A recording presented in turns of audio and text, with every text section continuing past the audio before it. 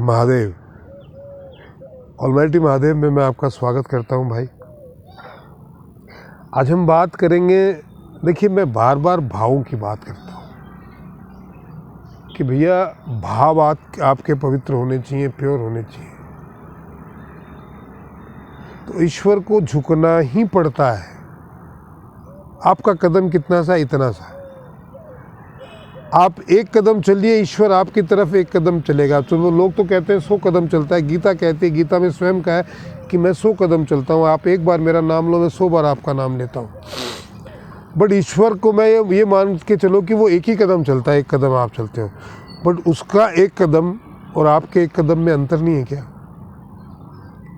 उसके एक कदम में उन्होंने राजा बलि के सारे राज्य को ले लिया था, दूसरे कदम में पूरे ब्रह्मांड को ले लिया था, तीसरा कदम सर पे रखना पड़ा।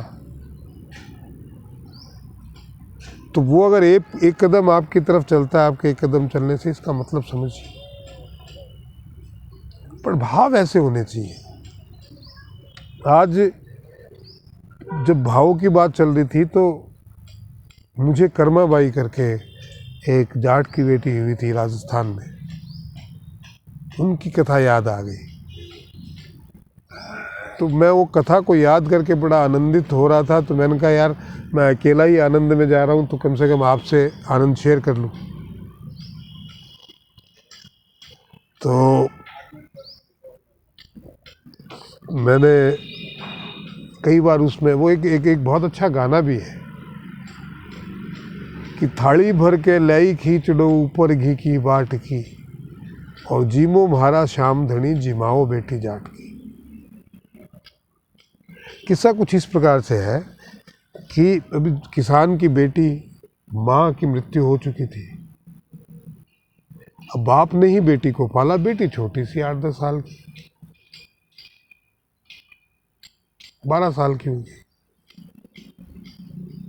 अच्छा, रिश्तेदारी में कुछ काम आ पड़ा तो 2-3 दिन के लिए किसान को दूसरे गांव जाना पड़ा।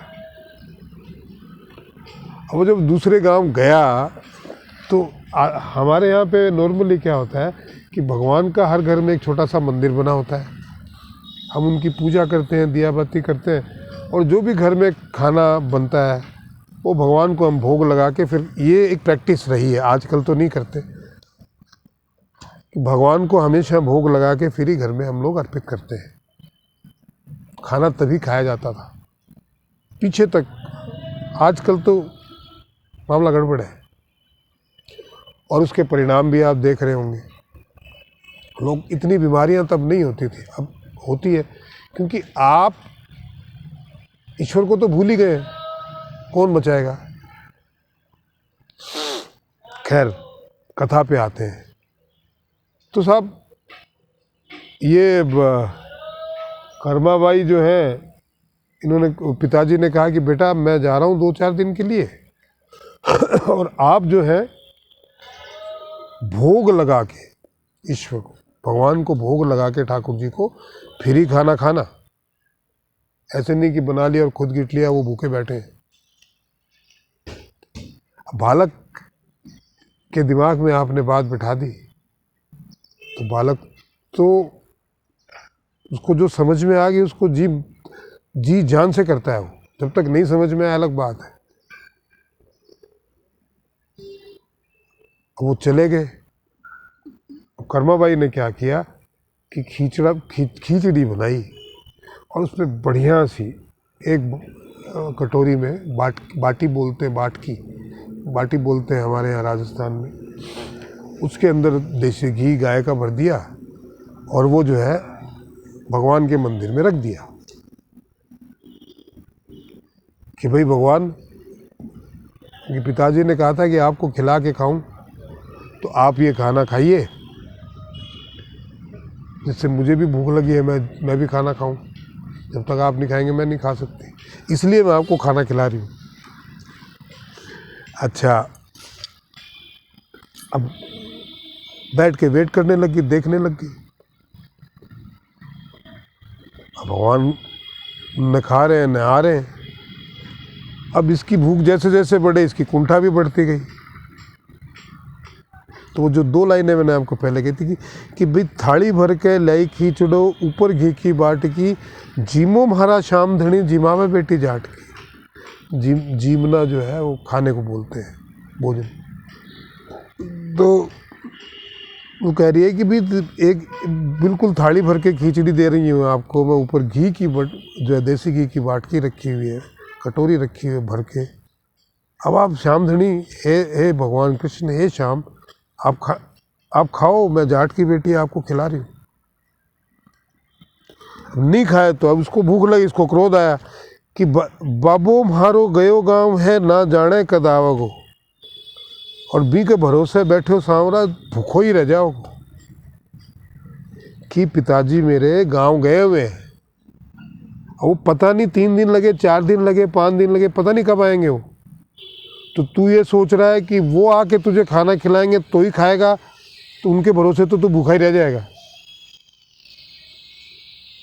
आज तेरे को देखो मैं खिचड़ी बना के आज जिमाऊँ तने खिचड़ो काल राबड़ी घाट की। आज अभी तेरे को खिचड़ी बना के खिला रही हूँ, खा ले प्रेम से। श्याम, हे भगवान आप खाओ, और कल फिर आपको राबड़ी बना के खिलाऊंगी मैं। घाट की राबड़ी बड़ी स्वाद होती है, जो गांव में रहा है वही जानता है। जीमो म्हारा श्याम धनी जिमावे बेटी जाट। फिर श्याम नहीं आए, बड़ी परेशान। अब भूख बढ़ती जाए तो बेचैनी भी बढ़ती जाए, तो समझ में नहीं आ रहा क्या करूं, कैसे करूं। अच्छा, फिर इसको याद आया कि पिताजी जो थे वो खाना रख के पट को बंद करते थे कि कहीं शाम जो है खुले में नहीं खाते।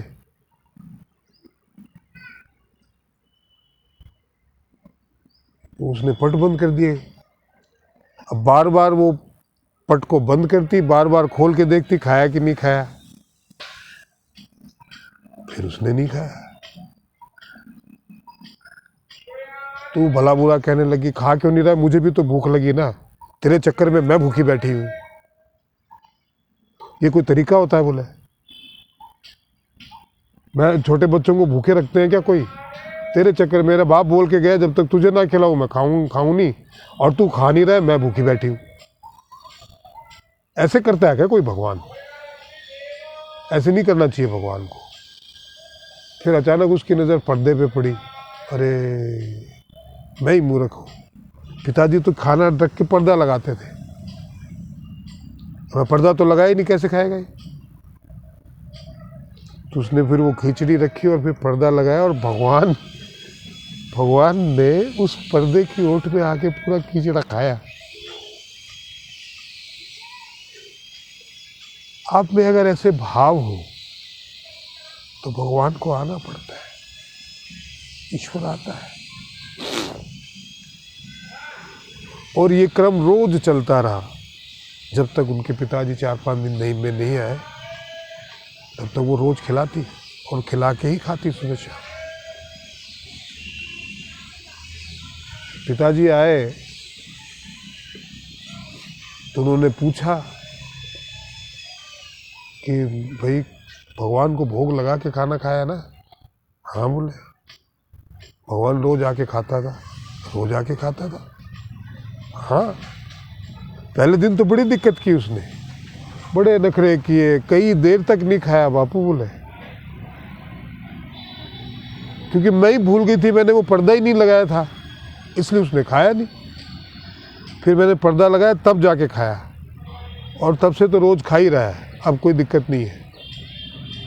बाप सुन के बड़ा हैरान हुआ कि भगवान ने स्वयं आके भोजन किया है।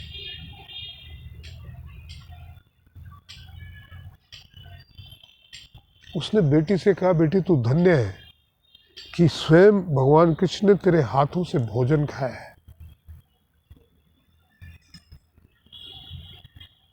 अरे हम तो सिर्फ रखने का ढकोसला करते हैं, खाता थोड़ी अच्छे अच्छे संतों के हाथ से नहीं खाता। तेरे भावों के वशीभूत होके स्वयं ईश्वर ने आके तेरा भोजन ग्रहण किया है, तू धन्य है बेटी। और जब कर्मा को ये रियलाइज हुआ तो उसने सब कुछ घर बार छोड़ दिया, और वो हरे कृष्ण हरे कृष्ण। तो मीराबाई के बाद में कर्माबाई जो है बहुत बड़ी कृष्ण भक्त हुई है।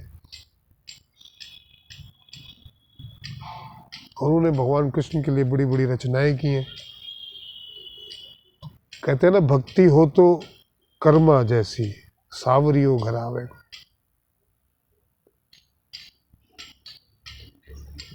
और डाबरी है के आड़े बैठ के शाम खींचड़ो खावे। मतलब अगर आप में वो भाव हो, वो भक्ति हो, तो स्वयं ईश्वर आपकी बातें मानता है, आपके पास आता है। पर वो भाव तो होने पड़ेंगे भाई।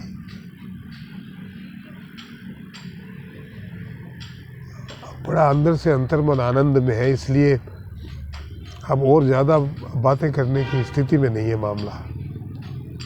आप भी आनंद में रहिए। इस चैनल को ज़्यादा से ज़्यादा लोगों तक शेयर कीजिए, जिससे वो भी हरि के आनंद में रहे।